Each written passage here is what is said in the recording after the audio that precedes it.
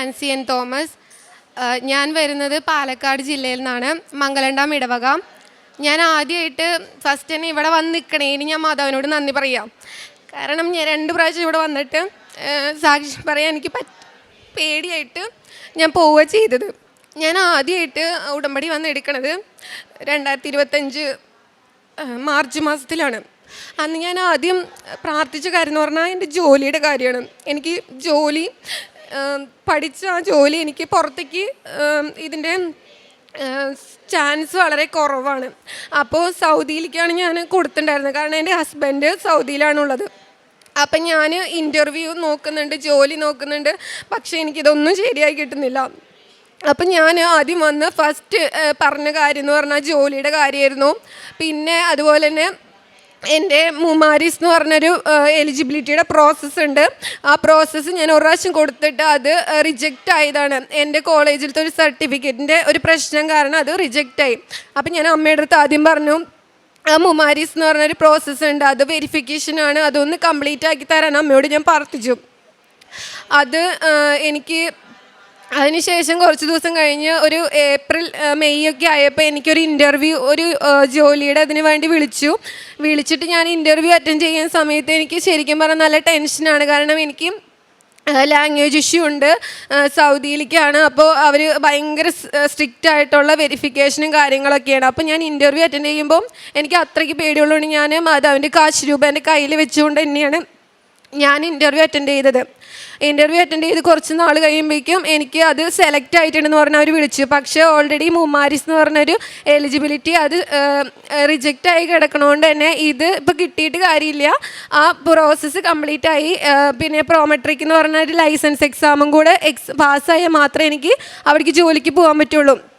അപ്പം ഞാൻ മാധവൻ്റെ അടുത്ത് പറഞ്ഞു, ഞാൻ ഇനി ഇപ്പോൾ കൊടുത്താൽ തന്നെ എനിക്ക് കിട്ടുമെന്ന് ഉറപ്പില്ല, എന്തായാലും അമ്മയുടെ കരങ്ങളിൽ എന്നെ സമർപ്പിച്ചിട്ട് ഞാൻ വീണ്ടും പൈസ കെട്ടിയിട്ട് കൊടുക്കാൻ പോവുകയാണെന്ന് പറഞ്ഞിട്ട് ഞാൻ അങ്ങനെ മുമാരിസിൻ്റെ പ്രോസസ്സിന് വേണ്ടി കൊടുത്തിട്ട് ഫസ്റ്റ് അതൊന്ന് റിജക്റ്റായി. പക്ഷെ ആ മാസത്തിൽ തന്നെ അത് വീണ്ടും വെരിഫിക്കേഷൻ കംപ്ലീറ്റ് ആയി, അങ്ങനെ പ്രോസസ്സ് കംപ്ലീറ്റ് ആയി.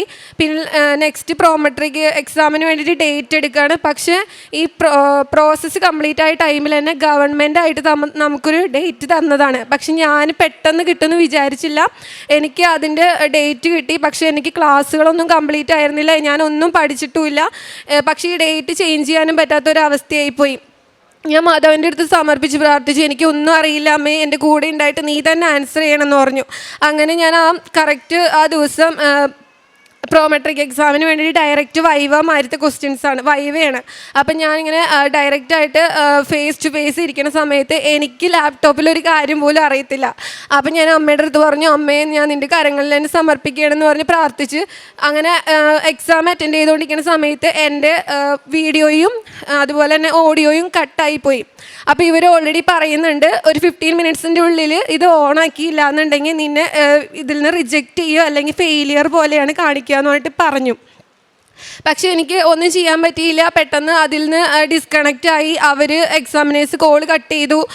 അപ്പം ഞാൻ ആകെ പേടിച്ചു. ഞാൻ ഒരുപാട് പ്രാർത്ഥിച്ചു. ശരിക്കും വീട്ടുകാരെല്ലാവരും ആ സമയത്ത് പോയി എക്സാം പാസ്സാവില്ല എന്ന് വിചാരിച്ച് അങ്ങനെ വിഷമിച്ച് ഞങ്ങൾ പ്രാർത്ഥിച്ചിരുന്നു. വീണ്ടും ഒന്നും കൂടെ ട്രൈ ചെയ്യാമെന്ന് പറഞ്ഞിട്ട് ആ ലിങ്കിൽ കയറിയിട്ട് വീണ്ടും ഞാൻ ഒന്നും കൂടെ ട്രൈ ചെയ്ത് നോക്കി. പക്ഷെ പെട്ടെന്ന് തന്നെ വീണ്ടും കണക്റ്റായി. അവർ ക്വസ്റ്റ്യൻസ് ചോദിക്കാൻ വന്നു. ഞാൻ ഓൾറെഡി ഇങ്ങനെ ഒരിത് നടന്നുകൊണ്ട് ആകെ ടെൻഷനായിട്ട് എനിക്കെല്ലാം മറന്നു പഠിച്ചതൊക്കെ. പക്ഷേ ഇവരെന്നോട് ചോദിച്ച ക്വസ്റ്റ്യൻസൊക്കെ എനിക്ക് അറിയുന്ന കാര്യങ്ങൾ തന്നെയായിരുന്നു. അപ്പം എനിക്ക് നല്ല രീതിയിൽ അത് പറയാൻ കിട്ടി. കുറച്ച് ടെൻഷനായി. എന്നാലും കുറച്ച് ദിവസത്തിന് ശേഷം റിസൾട്ട് വന്നു. റിസൾട്ടിൽ ഫസ്റ്റ് അറ്റംപ്റ്റിൽ തന്നെ ഞാൻ പാസ്സായി. ഇപ്പോൾ എൻ്റെ വിസ പ്രോസസ്സിങ് നടന്നുകൊണ്ടിരിക്കുകയാണ്. എല്ലാ തരത്തിനും മാതാവിനോട് ഒരുപാട് നന്ദി പറയുന്നു.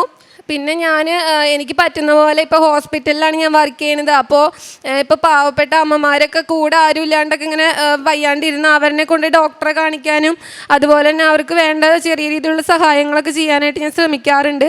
പിന്നെ ഇവിടുന്ന് പത്രം കിട്ടുന്നത് ഞാൻ എല്ലാവർക്കും കൊടുക്കാറുണ്ട്. ആദ്യമൊക്കെ ചെറിയ മടിയൊക്കെ തോന്നും, കാരണം പരിചയമില്ലാത്തവർക്കൊക്കെ കൊടുക്കുമ്പോൾ അവരെങ്ങനെ റിയാക്ട് ചെയ്യാമെന്ന് അറിയില്ല. എന്നാലും ഞാനത് കൊടുക്കാൻ ശ്രമിക്കാറുണ്ട്. അമ്മയ്ക്ക് 1000 നന്ദി. ജെറമിയ പ്രവാചകന്റെ പുസ്തകത്തിൽ നിന്ന് അധ്യായം 17 8-ാം തിരുവചനം. അവൻ ആറ്റുതീരത്ത് നട്ട മരം പോലെയാണ്, അത് വെള്ളത്തിലേക്ക് വേരൂന്നിയിരിക്കുന്നു, അത് വേനൽക്കാലത്തെ ഭയപ്പെടുന്നില്ല. അതിൻ്റെ ഇലകൾ എന്നും പച്ചയാണ്. വരൾച്ചയുടെ കാലത്തും അതിന് ഒരു ഉത്കണ്ഠയില്ല. അത് ഫലം നൽകിക്കൊണ്ടേയിരിക്കും. നാം ഉടമ്പടിയിൽ വേരൂന്നി ആഴത്തിൽ നാം വളരുമ്പോൾ നമുക്കുള്ള ഒരു ഗ്രീൻ സിഗ്നൽ അല്ലെങ്കിൽ ഒരു ഗ്രീൻ ലൈഫ് നമുക്ക് എപ്പോഴും ഉണ്ടായിരിക്കും. നാം പരിശുദ്ധ അമ്മയോടാണ് മാധ്യസ്ഥം ഉപേക്ഷിക്കുന്നത് എന്നുള്ള വലിയ വിശ്വാസം നമുക്കുണ്ടെങ്കിൽ ഈശോ നമ്മെ ഒരിക്കലും കൈവിടുകയില്ല. ഇവിടെ ഈ മകൾ വന്ന്, നാൻസി ഇവിടെ വന്ന് മാധ്യസ്ഥം ഉപേക്ഷിച്ച് വളരെ കണ്ണീരോടുകൂടി പ്രാർത്ഥിച്ചു. അനുഗ്രഹം പ്രാപിച്ചതിന് ശേഷവും തനിക്കിവിടെ വന്ന് സാക്ഷ്യം പറയാനുള്ളൊരു ധൈര്യം തരണമേ എന്ന് പരിശുദ്ധ അമ്മയോട് പ്രാർത്ഥിച്ചതിൻ്റെ ഫലമായി ഒരു ധൈര്യം വന്നതുകൊണ്ടാണ് ഈ അൾത്താരയിലേക്ക് കയറി വന്നത്. എല്ലാവരും ആദ്യമായിട്ട് തന്നെയാണ് സാക്ഷ്യം പറയുന്നത്. എല്ലാവരും പറയാറുള്ളത് എനിക്ക് പേടിയാണ്, സാക്ഷ്യം പറയാൻ എനിക്ക് ധൈര്യം വരുന്നില്ല. പക്ഷെ ഒന്നും തന്നെ പ്രോംപ്റ്റ് ചെയ്യേണ്ട ആവശ്യമില്ലാതെ തന്നെ അവർ വളരെ ധൈര്യത്തോടു കൂടി തങ്ങളുടെ ജീവിത സാക്ഷ്യങ്ങൾ, പ്രത്യക്ഷീകരണ സാക്ഷ്യം പരിശുദ്ധ അമ്മയ്ക്കും ഈശോയ്ക്കും നന്ദിയായി കാഴ്ചവെക്കുന്നത് നാം വളരെ വർഷങ്ങളായിട്ട് കണ്ടുകൊണ്ടിരിക്കുകയാണ്. നാൻസിക്ക് വളരെ പരിശുദ്ധാത്മാവിൻ്റെ ദാനമായ ധൈര്യം ലഭിച്ചുവെന്ന് സാക്ഷ്യപ്പെടുത്തുന്നു.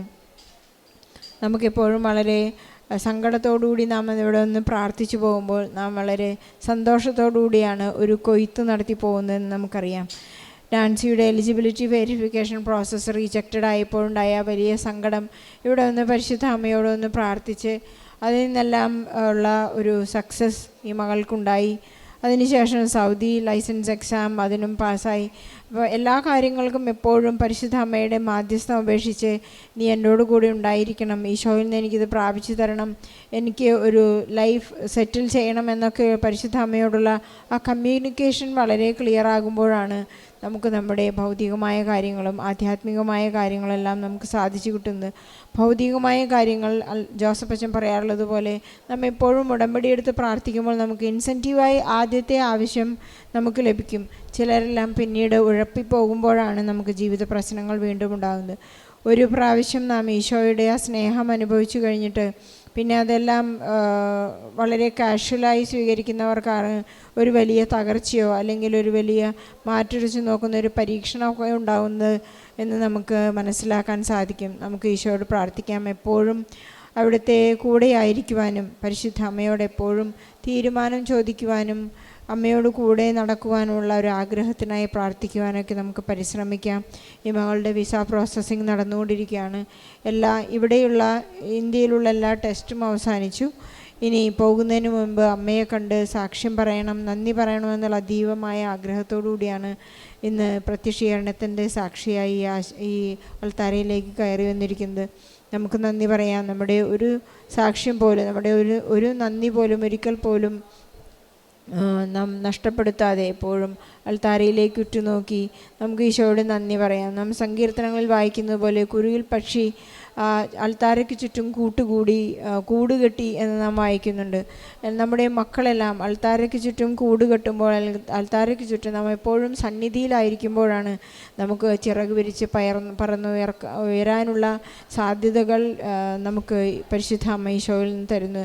നമുക്ക് ആ സാധ്യതകൾ എപ്പോഴും വില കൊടുത്ത് വാങ്ങിയ ഈശോയുടെ തിരുരക്തത്തോട് നാം എപ്പോഴും പ്രത്യുത്തരം നൽകിക്കൊണ്ടിരിക്കാം, നന്ദിയുള്ളവരായിരിക്കാം. നാൻസിയുടെ സാക്ഷ്യത്തോട് ചേർത്ത് നമ്മുടെ എല്ലാ നിയോഗങ്ങളെയും ചേർത്ത് വെച്ച് പ്രാർത്ഥിക്കാം. ജോലിയില്ലാത്ത മക്കളുടെ അവസ്ഥ, പ്രവാസികളായിരിക്കുന്ന മക്കളുടെ അവസ്ഥ, വീടും ഭവനവും ഇല്ലാത്ത അവസ്ഥ, കെടുതികളിൽ വേദന അനുഭവിക്കുന്നവരെ, അംഗവൈകല്യമുള്ളവരെല്ലാം, നമുക്ക് ആശുപത്രികളായിരിക്കുന്നവരെല്ലാവരെയും നമുക്ക് സമർപ്പിച്ച് പ്രാർത്ഥിച്ച് ഈശോയ്ക്കും പരിശുദ്ധ അമ്മയ്ക്കും നല്ലൊരു കയ്യടി നൽകി സാക്ഷ്യം നമുക്ക് സമർപ്പിക്കാം. അത്യപൂർവ ദൈവാനുഭവങ്ങൾ ഇനി നിങ്ങൾക്കും സ്വന്തം. ഈ യൂട്യൂബ് ചാനൽ ഇതുവരെ സബ്സ്ക്രൈബ് ചെയ്തിട്ടില്ലെങ്കിൽ ഇപ്പോൾ തന്നെ സബ്സ്ക്രൈബ് ചെയ്യുക. ഈ വീഡിയോ ഇപ്പോൾ തന്നെ നിങ്ങളുടെ സുഹൃത്തുക്കൾക്ക് ഷെയർ ചെയ്തുകൊണ്ട് കർത്താവിൻ്റെ പ്രേക്ഷിതരാകുക.